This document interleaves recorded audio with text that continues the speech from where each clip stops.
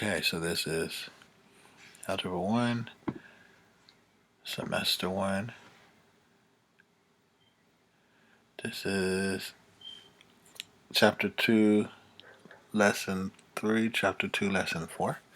They both deal with solving multi-step equations. The first example that they give us is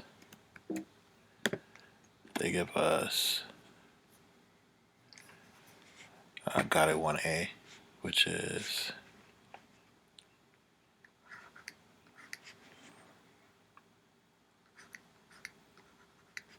(11m minus 8 minus 6m equals 22). So the first thing we're going to have to do is we're going to have to put the like terms together. So this would be 11m minus 6m minus 8 equals 22. 11 minus 6 is 5, so 11m minus 6m is 5m. Minus 8 equals 22. To get rid of the minus 8, we have to do the opposite operation. The opposite of subtraction is to add. So we're going to add, and we're going to add the same number that it's being subtracted by. So we're going to add 8. What you do on one side, you do to the other. So I'm going to add 8 on both sides. Negative 8 and positive 8 cancels out. And the 5m drops. Then we get 5m equals 30. What's happening to m? M is being multiplied by 5. So I'm going to do the opposite operation, which is to divide by 5. What I do on one side, I do to the other. 5 divided by 5 is 1. 1 times m is m. 30 divided by 5 is 6. So m equals 6. And then if you want to check it, you would do 11 times 6 minus 8 minus 6 times 6. And that should equal 22. So it's going to be 66 minus 8 minus 36. 66 minus 36 is 30. 30 minus 8 equals 22. And 22 equals 22. So it checks. That's the first one. And then got it B. That one says negative 2y plus 5 plus 5y equals 14. So again, we're going to combine the like terms, so I'm going to put them close to each other so you guys can see it. Negative 5y, or negative 2y plus 5y plus 5 equals 14. Negative 2 plus 5 is positive 3, so negative 2y plus 5y is 3y plus 5 equals 14. What's happening to y? Y is being multiplied by 3 and added by 5. So I'm going to subtract 5 from both sides. Subtracting is the opposite of adding. What I do on one side, I do to the other. So 5 minus 5 is 0. The 3y drops. Oh my goodness.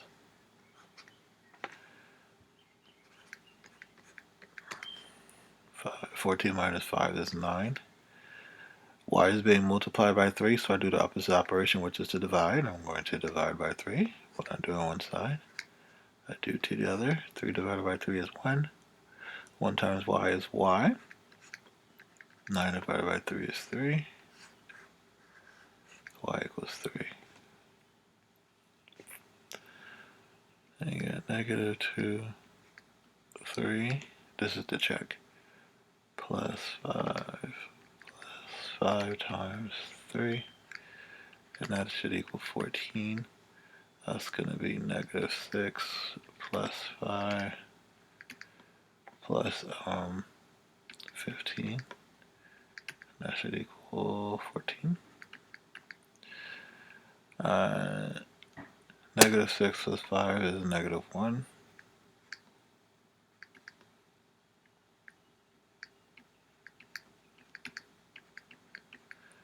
Negative 1 plus 15 equals 14. So 14 equals 14. So it checks.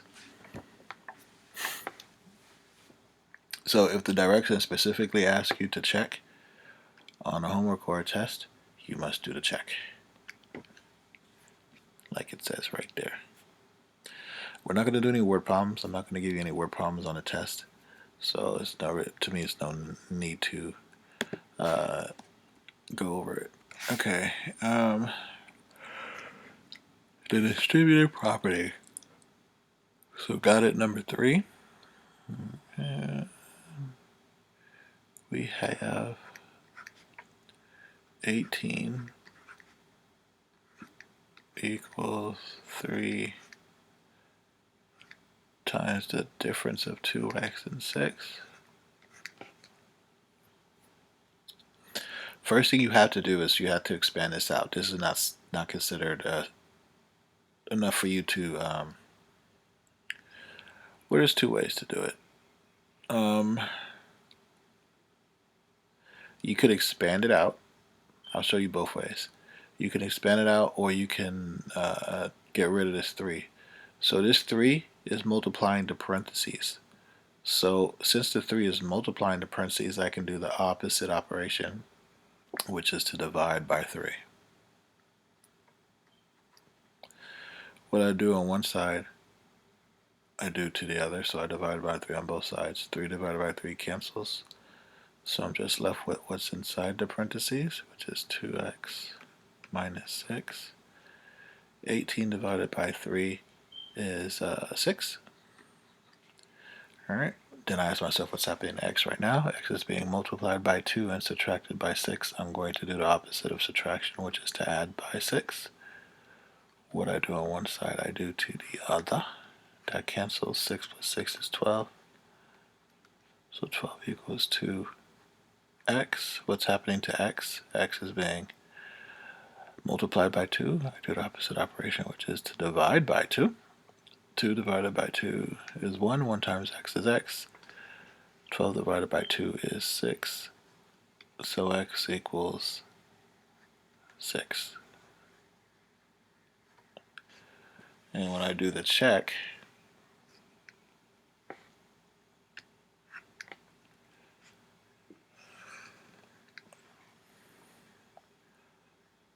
I do 18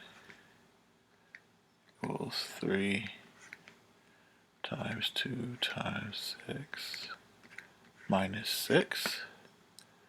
And that's going to be 18 equals 3 times 12 minus 6. 18.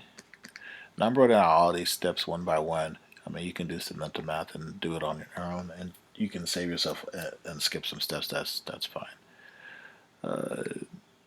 12 minus 6 is 6. 3 times 6, and then 18. 3 times 6 is 18. So 18 equals 18. So it checks. X equals 6. That is one way to do it. There is another way. And the other way is to use the distributive property.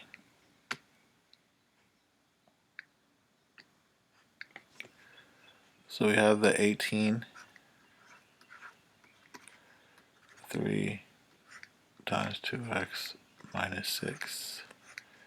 And I can distribute the 3, or multiply the 3 times the 2x and the 3 times the negative 6. So it will be 18 equals 3 times 2x minus 3 times 6, which gives me 18 equals 6x minus 18.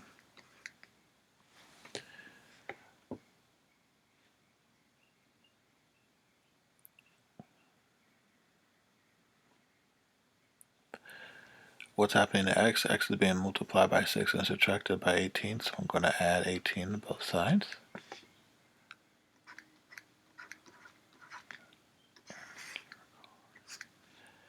(18 plus 18 equals 36. So I got x equals 6x. Then I'm going to divide by 6, the opposite of multiplying, because x is being multiplied by 6. 6 divided by 6 is 1. 1 times x is x. X, and 36 divided by 6 is 6. Therefore, x equals 6. So you can do it both ways. Dividing by 3, that kind of only works out when you're dealing with whole numbers. Otherwise, with decimals, it's probably just easier to use the distributive property.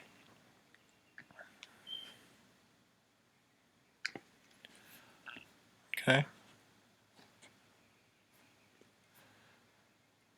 All right, fractions.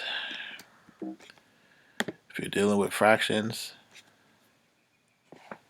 and you're going to have to deal with possibly common denominators. So for got it 4a,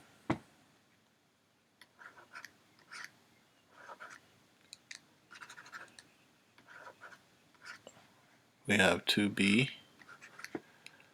over 5 plus 3b over 4, and that equals 3. So these guys are not the same denominator, so I got to multiply them by a number such that they have the same denominator so that I can add them. The number that comes to mind is 20. So I'll have to multiply this guy top and bottom by 4. Multiply this guy top and bottom by 5. So then I get to rename this. 4 times 2b is 8b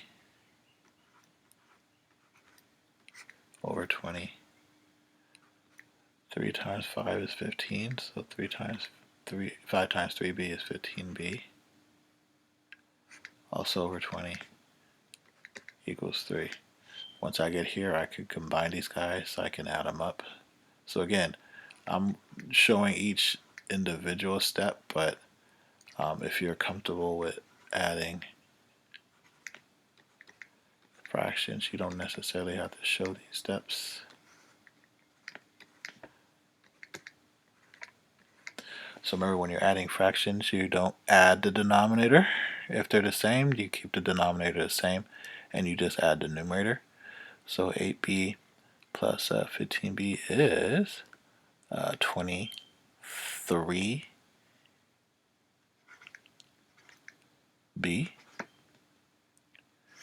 It's going to be 23b over 20, and that's going to equal 30. So at this point, in order to get rid of the 23rd 20ths, you have to multiply. I'm going to put a fraction on it.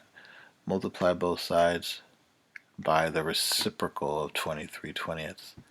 So it's going to be 20 over 23, and the reason being is that these guys cancel.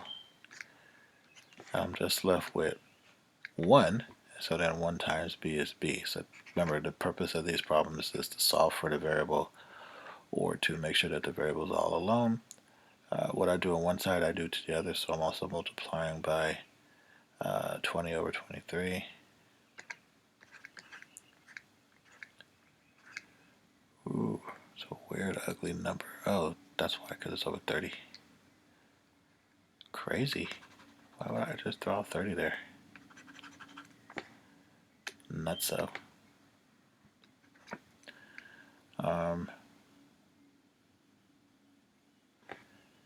Let's see.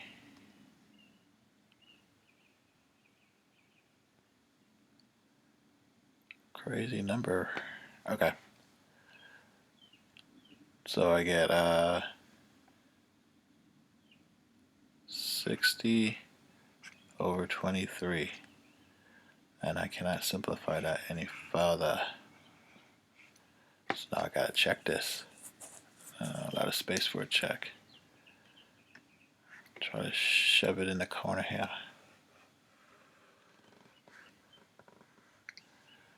Alright, so 20 over 60 over 23. 2 times 60 over 23 over 5. That's 120 over 23.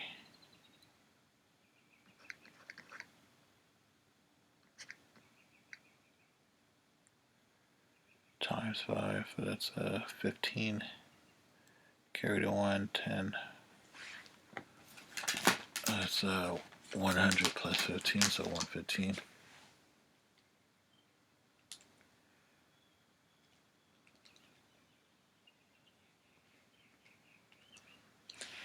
Okay. And then we also have 15, or 3. 3 over 60 over 23 over 5, 4. So that's 180 over 23. And 4 times 23. It's 180 over 92.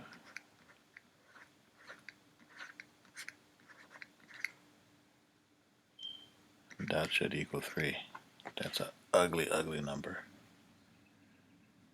So 1 over.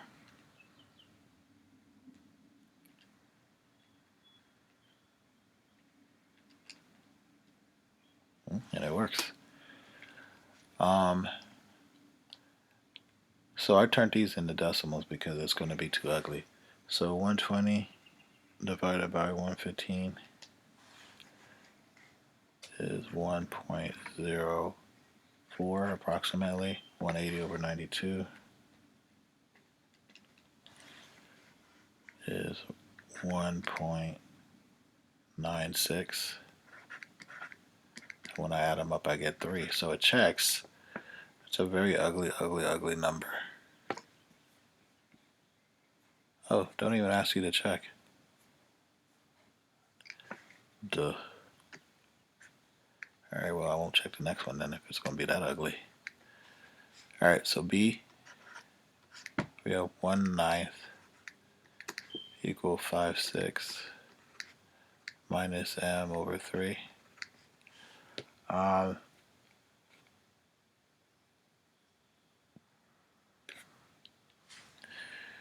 You know what? I'm going to go back here because it shouldn't be that ugly. And I'm pretty sure they have another method, so I think I know what they wanted me to do. Okay, here's another route to do this because that was just super ugly. So 2b over 5. I know exactly. Okay, 3b over 4. All right. So here's another route that you can do. You can get rid of these denominators, and you can do this by multiplying the whole entire equation by the common denominator.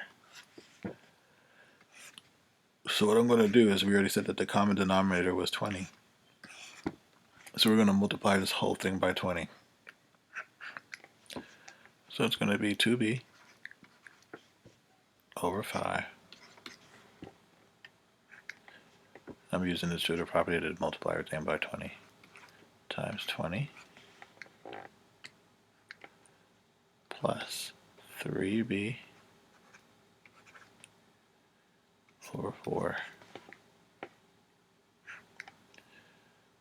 times 20. And that's going to equal 3 times 20. So I'm multiplying everything by the denominator, common denominator. So 20 times So what I can do is I can do a couple things. 5 times 20 times 2b is 40b over 5. And then 3b, 60b over 4 equals 60. So then this is going to be 8b. 5 divided by 40 is 8. This is what, 15? 15b. 60 divided by 4 is 15. Combine like terms, this is going to be 23. B equals 60 divided by 23. And then B equals 60 over 23. And hey, look at that, I get the same answer. So you could multiply by the common denominator to just eliminate the fractions altogether. That is an option. I'm so comfortable with fractions that I don't even think about that option. But that is an option. And in that case, it probably would have been better to do it that way. All right. So for B, we have 1/9 equals 5/6 minus m over 3. Again, I could multiply everything by 9 if I wanted to, and you can knock it out that way, or you can play with the fractions, which I like to do. Multiply this top and bottom by 2.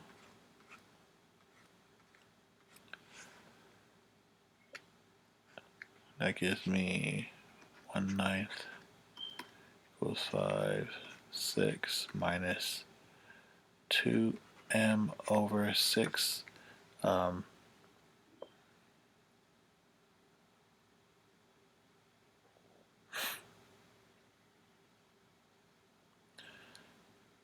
Nope, that's not going to work. Here's what I was supposed to have done.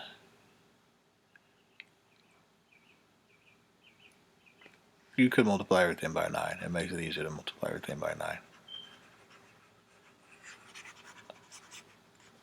So let's do that. Or I could find a common denominator between the 9 and the 16, and that common denominator would be 18. Now we'll multiply this top and bottom by 2, this by 3. Yeah, it's easier to multiply everything by 9. So let's do that.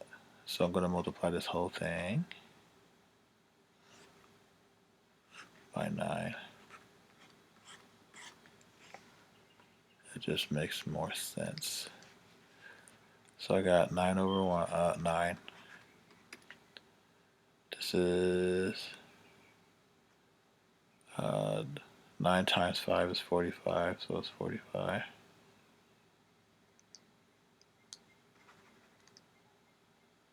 No. I'm sorry, not 9. Has to be a common denominator. 18.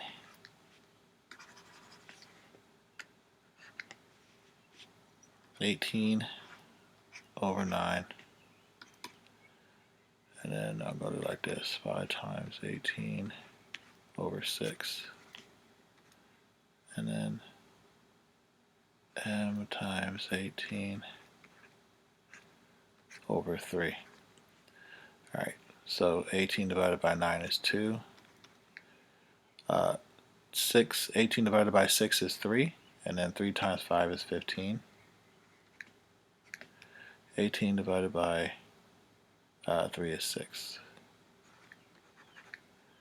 Then I'm going to subtract 15 on both sides. That's the opposite of multiplying. That goes bye-bye. This turns into negative 13.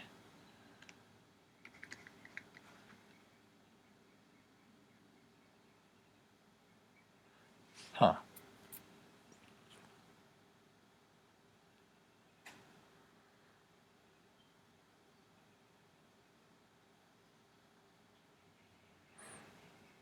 That's ugly. divide both sides by -6. And then m equals 13/6. Such an ugly, ugly number. 6 times 3 is 15, yeah. 9, 2, yep. 6, 7, yep. So that works out for me. Such an ugly, ugly number. Okay. The last one is just using decimals. So it's the exact same process. This one is more of a calculator situation. So we have 0.5x minus 2.325 equals 3.95. First thing I'm going to do is I'm going to add 2.325 to both sides. What I do on one side, I do to the other. 2.325. So these guys cancel. The 0.5x drops. So I get 3.95 plus 2.325. I get 6.275. Divide both sides.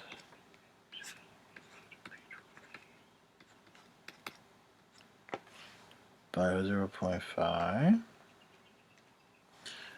And I get that x equals 12.55. And they ask me to check. So when I check it,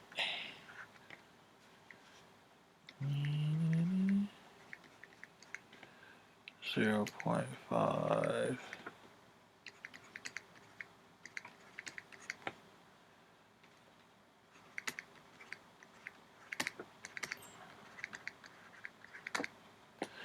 12.55 times 0.5 is 6.275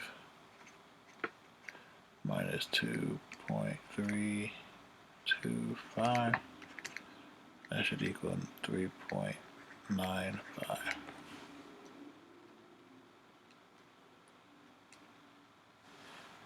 And I get 3.95. Alright, so it checks. Yay. Okay, so that's lesson 2.3 and lesson 2.4.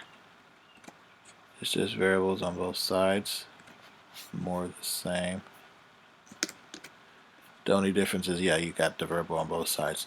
You can't solve for these problems with variables on both sides. You got to move one of the variables to the same side so that you can solve. So for got it 1, call it 1a, we have 7k plus 2 equals 4k minus 10. So with these problems, with the variable on both sides, it really doesn't matter which side you subtract to put onto one side. I, however, am a fan of trying to keep things as positive as possible, no negative numbers, if you can avoid it, because negative numbers makes people fall into death traps of negatives. So I could either subtract the 7k from both sides, or I can subtract the 4k on both sides. If I was to subtract the 7k on both sides, that would give me a negative number. If I subtract the 4k on both sides, that would give me a positive number, so I would want to subtract the 4k from both sides. Again, it doesn't really matter which one you do, but I know people like positive numbers, so 7 minus 4 is 3, so 7k minus 4k is 3k. The 2 drops. The negative 10 drops. Then I'm going to subtract, which is the opposite of adding, 2 from both sides. That goes bye-bye. 3k equals negative 12 minus 10 minus 2. Same thing as saying negative 10 plus negative 2. Same side, so I add their absolutes. Same signs, so I add their absolutes, so it's negative 12. What's happening to k? K is being multiplied by 3, so I do the opposite operation, which is to divide by 3. 3 divided by 3 is 1. 1 times k is k. Negative 12 divided by 3 is negative 4. To check,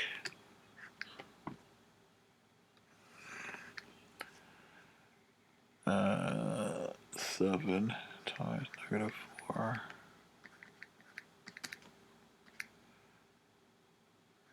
4 times negative 4 minus 10. So that's negative 28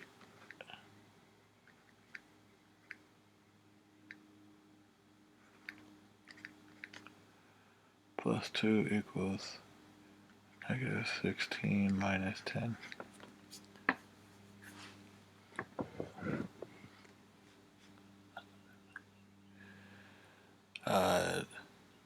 Negative 28 plus 2 is negative 26.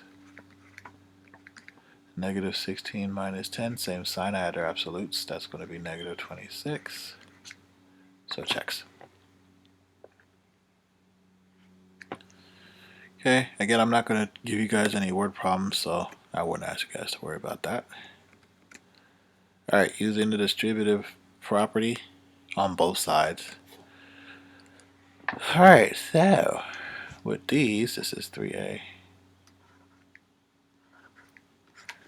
We are going to have to distribute the 4 in this case, and then you're going to have to distribute the 2 in the other case.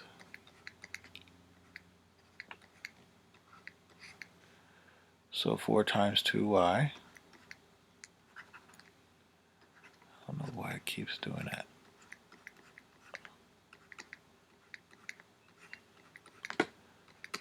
And then that's 2 times y. And then 2 times 13. This is 4 times 2 is 8. So that's 8y. 4 times 1 is 4. 2 times 1 is 2. 2 times 13 is 26. The stylus. Alright, I could subtract 8 from both sides, to 8y. But that would give me a negative 6y. I don't want that. So I'm going to subtract the 2y from both sides.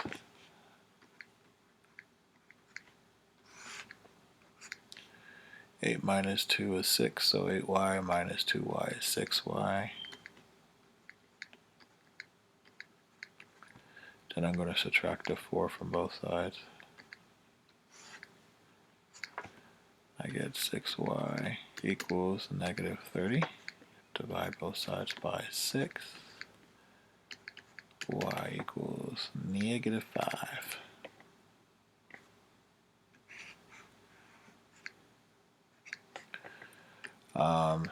The check.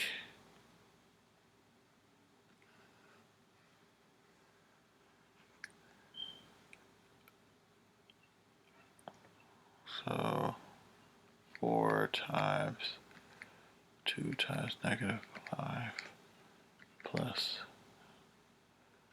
1.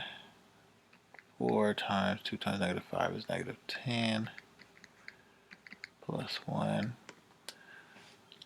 So that's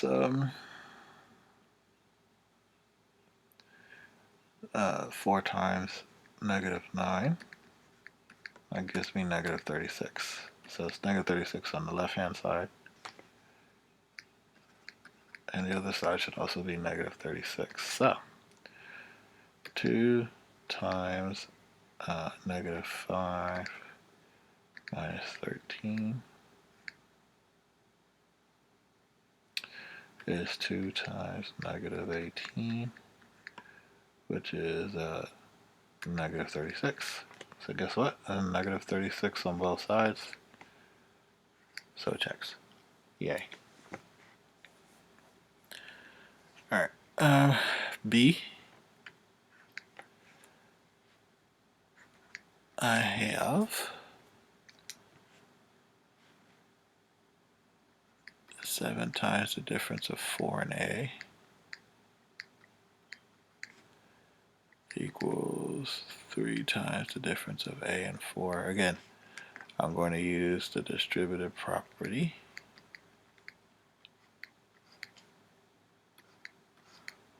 Seven times 4 is 28.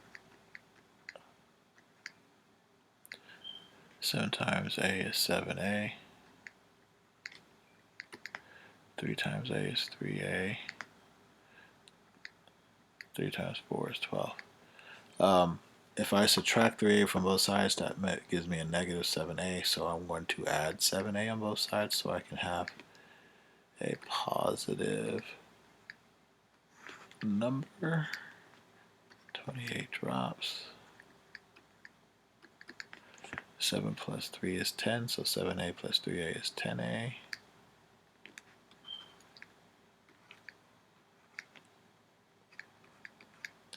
Then I'm going to add 12 to both sides. That gives me 40. Divide both sides by 10. 4 divided by 1 is 4. So 4 equals, oh my god, this stylus is horrible. 4 equals A.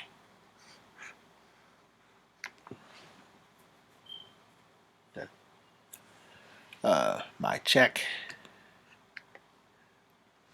That's 7 times 4 minus 4. Oh, hallelujah.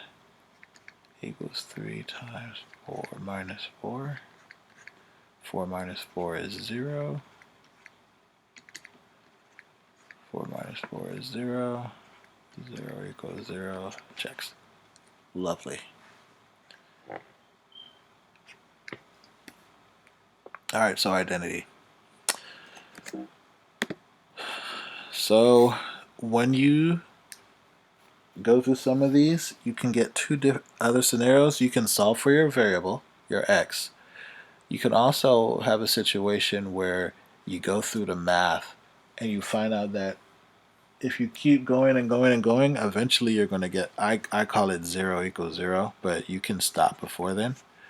But you'll get a situation where you're doing the math and all of a sudden you get something like this, 0 equals 0.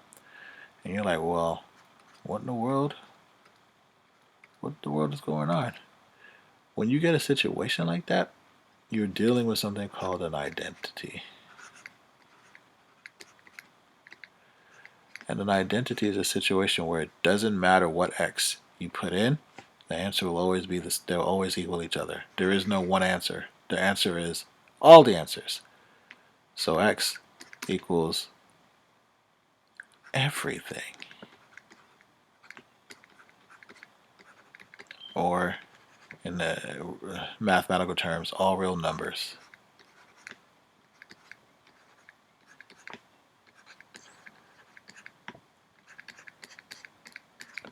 Meaning you can put in any x, you're going to get the same answer on both sides. It doesn't matter if it's positive or negative, decimals or fractions, they're going to be the same. And we call that an identity. And basically it's when both of your lines are the same and they're on top of each other, but that's another story. You also might get a situation where you're doing the math and you get something like 2 equals 3. Again, what's going on? When that happens, it's no solution. You can say no solution. You can say does not exist. You can say null set, which also means it doesn't exist. And what happens is that your two lines that you have are parallel lines, and they'll never have a solution because they'll never intersect. and that happens a lot. So it's no solution. It doesn't make sense because there isn't a spot where they're both the same at the same time. When you're solving for these equations, you're solving for a point of intersection between these lines if you were to graph them, which says that at this point these two places are exactly the same, or on the number line. So let's go through a couple and see what an identity looks like and see what a no solution looks like. So for A, we have, and they don't tell us to check, so yay. We have 3 times 4b minus 2 equals negative 6 plus 12b. Alright, so I can do the distributive property if I wanted to and distribute all this out, or I can divide everything by 3 to get rid of that 3. So if I was to do this, divide by 3, divide by 3, so I'm dividing everything by 3. Cross out, I get what's in the parentheses.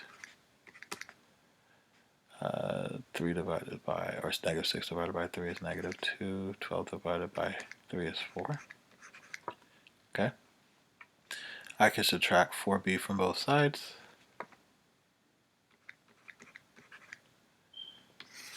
That goes bye-bye. That goes bye-bye. The negative 2 drops. The negative 2 drops. At this point, you're pretty much done. But I go a step further. The book doesn't do this. I do this. Actually, the book would have stopped at 4b minus 2. I can subtract or add 2 to both sides, and I get 0 equals 0. This is my clue that it's an identity. I go all the way down until I have nothing left. Because I feel that sometimes people get lost up here and don't notice that they're the same. See that the negative 2 is switched on the other side. So it might not be so easy to see it. But if you were just to keep going until you get 0 equals 0, then it works. So what does it mean for it to be an identity? Right? It says that we can use any x. So let's see if that's true. So if I had, let's try this for x equals negative 1, 0, and 1. We'll have 4 different examples. So this is going to be 4 times negative 1 minus 2.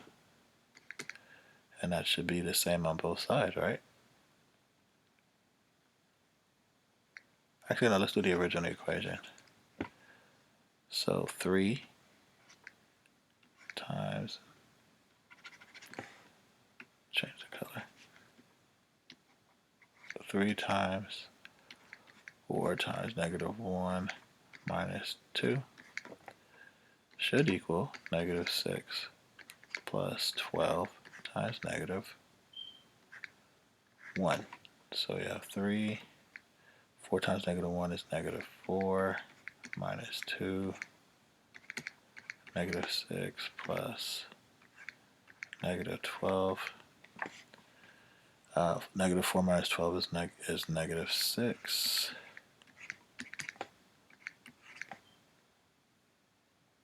This will mean negative 18. 3 times negative 6 is negative 18. Hey. Right? So if I substitute negative 1, it works. Now what if I was to do 0? What would that look like? So let's give it a try. 3 times 4 times 0 minus 2 equals negative 6 plus 12 times 0. So it's going to be 3 times 0 minus 2, negative 6 plus 0. It's going to be 3 times negative 2, negative 6. 3 times negative 2 is negative 6. And negative 6 equals negative 6. So I just use 0, and I use negative 1, and I still get both sides are the same. Let's see if it works with 1. If you can do it 2 times, might be a coincidence, but if you do it 3 times, it must be a pattern. So 3 times 4 times 1 minus 2 equals negative 6 plus 12 times 1. It's going to be 3 times 4 minus 2, negative 6 plus 12.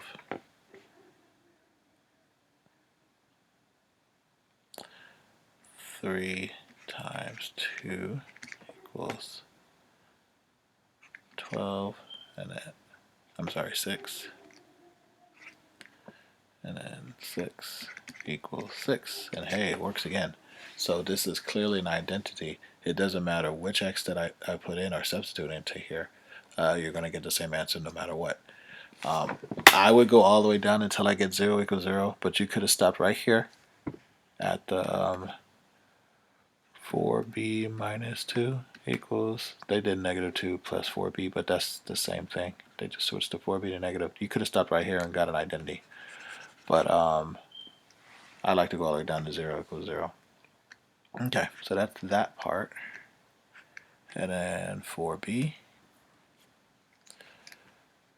we have 2x plus 7 equals negative 1 times 3 minus 2x. I'm going to distribute the negative 1. 2x plus 7 equals negative 1 times 3 is negative 3. Negative 1 times negative 2x is positive 2x. I'm going to subtract 2x from both sides. That goes away. The 7 drops. That goes away. The 3 drops. And I get 7 equals negative 3. Well, guess what? 7 can't equal negative 3. So it does not exist. No solution. Meaning there's never going to be a number that's going to solve that makes both of the guys equal on both sides. Doesn't work.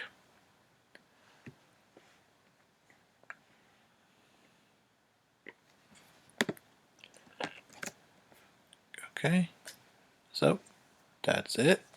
That's 7.4. They have a concept summary here. You can use the distributive property if you want. Always got to combine like terms. It says use the property of equality, meaning you can what you do on one side you do to the other. So if I add 2 on both sides, I gotta add 1 on both sides. One side you have to add 1 on the other. If I subtract 1 on one side, you have to subtract on the other. If I divide on one side or multiply, I gotta divide or multiply on the other to maintain equality. And then solve. And then always check your answer. Always, always, always, because mistakes are common. When you have multiple steps, you have multiple opportunities to make mistakes. So make sure that you always check your answer. All right, that's it for today.